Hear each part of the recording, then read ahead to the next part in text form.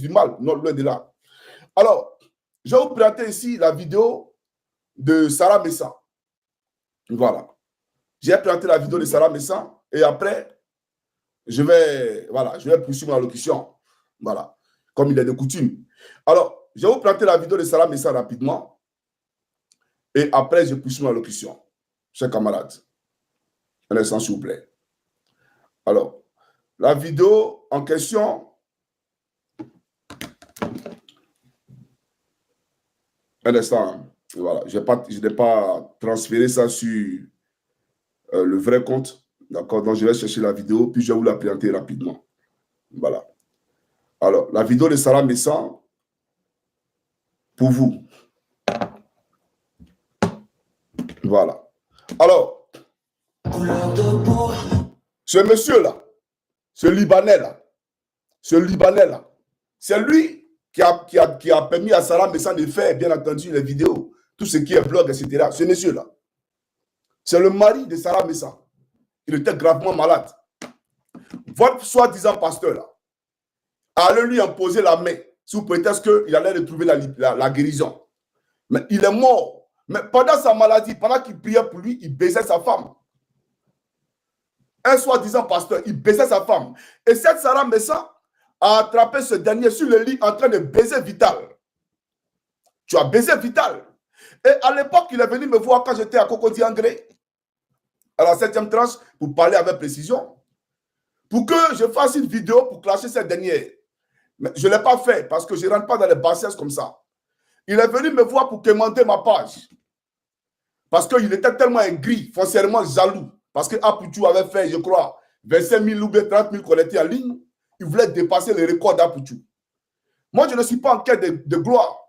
Je ne suis pas en quête de notoriété. Parce que la gloire, là, c'est Dieu qui l'établit. Ce que je dis là, moi, je ne suis pas ici en train de mentir. Je ne crée pas des choses. Je ne fabrique pas des choses. Je témoigne de ce que j'ai vu et de ce que je sais. Je ne fais pas pour fabriquer des choses. Je ne mens pas sur Adjoumani. Adjoumani, lui, là, je ne mens pas sur lui. Parce que le Seigneur Jésus-Christ, il est témoin de ce que nous sommes en train de dire. Et il dit que tu ne porteras pas de faux témoignages contre ton prochain. La voiture que cette dernière, là, Kadi, elle roule là. Kadi, j'ai dit, c'est un dommage collatéral. Elle s'est trouvée au mauvais moment, au mauvais endroit. Donc, quand le tsunami vient pour ravager, mais il ravage tout sur son passage. Si tu es sur la route du tsunami, mais il te balaie, tout simplement. Voilà la réalité. Sinon, Kamel Sama, dont tu as parlé dans ta vidéo, Kamel Sama, elle a baisé avec Sidiki Diabaté.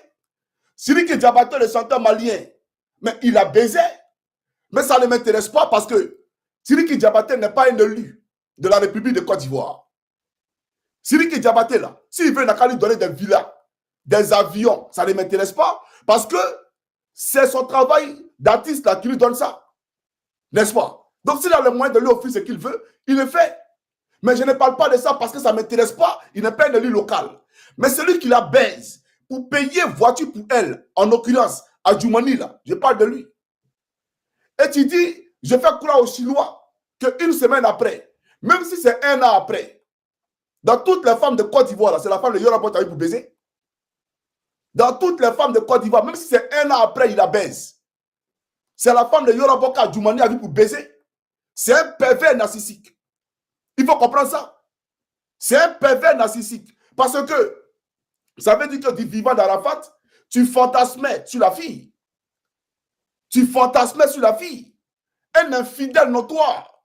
Quelqu'un qui est ministre de la République, qui a des pratiques aussi immorales. Et vous voulez qu'on n'en parle pas? Je suis désolé.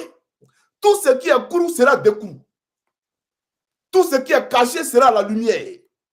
Il faut que les gens le comprennent. Parce que le combat dans lequel on est là, c'est un combat de force du bien contre les forces du mal.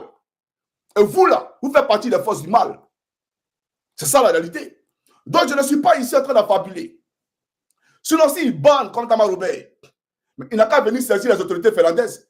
Parce qu'ici en Europe, là, il n'y a pas de corruption. On mène les vraies enquêtes. Ils vont vous faire sortir les papiers de la voiture avec le numéro de série de la voiture. La police finlandaise, là, ils vont faire ressortir ça et les Ivoiriens, pour une fois, auront la vérité. Vous pensez que vous pouvez tromper les gens? Venez en Europe ici, dites Johnny Pacheco a diffamé. Et puis on va voir qui dévouait Johnny là. Valide-le. Parce que c'est le moment rêvé idéal pour moi de montrer à l'Union européenne que si les Africains quittent leur pays pour prendre l'océan, pour mourir dans la Méditerranée, pour envahir l'Europe illégalement, c'est à cause des Adjoumani là. C'est eux qui sont assis sur les richesses. C'est à cause des Draman, ce voleur là. C'est à cause d'eux que les gens ne peuvent pas, bien entendu, se mouvoir dans les pays. Avec un procureur corrompu, qui lui a vu le scandale, puisque voilà un monsieur qui dit que moi, Johnny, j'ai attaqué Amédée Kouakou pour venir saluer Amédée Kouakou. Mais quand la police française a fait son rapport et a fait une perquisition dans la maison d'Hassan Dakalala, tu n'as pas vu ça? Quand la police française est allée trouver un des fils d'Amédée Kouakou dans la maison d'un Libanais, qui est le PDG de Portéo. Qui est Portéo? Portéo à qui Amédée Kouakou donne tous les contrats de construction de routes en Côte d'Ivoire. Et il est dans une histoire de blanchiment d'argent en Europe. Et le rapport a été fait. C'est sur Google, il faut taper. Ça, c'est Johnny Portéo qui a inventé. Et donc, moi, je suis venu saluer Amédée Kouakou. Mais quand j'ai dit ici, quand Amédée a acheté une maison de 100 millions, pourquoi le RDR n'est pas sorti pour venir défendre Amédée Kouakou? Pourquoi vous défendez Kadi?